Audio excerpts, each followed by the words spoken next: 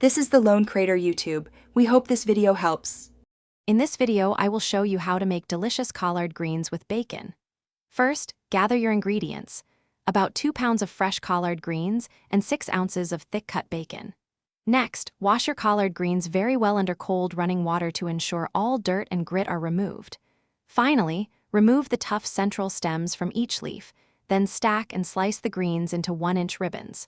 This preparation is key for tender, flavorful greens.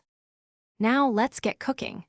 In a large pot or Dutch oven, cook your 6 ounces of bacon over medium heat until it's nice and crispy. Remove the bacon, chop it, and set it aside, but leave about 2 tablespoons of the delicious drippings in the pot. Next, add 1 diced yellow onion to the pot and sauté it until it's softened, which usually takes about 5 minutes. Then, stir in 2 cloves of minced garlic and cook for just 1 minute until it's fragrant. It's time to add the star of the show. Place your sliced collard greens into the pot with the sautéed onions and garlic, stirring everything together. Next, pour in 4 cups of chicken broth or water. You want the greens to be mostly submerged.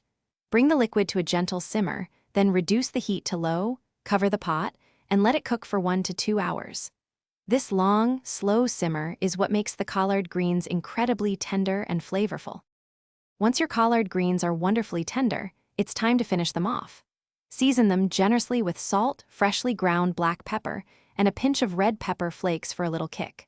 Finally, stir in the chopped crispy bacon right before you serve them.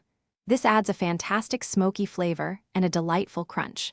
Serve these delicious collard greens warm as a hearty side dish. For leak-proof containers and other great deals, check the description below this video. Thanks for watching. Consider subscribing if we helped you.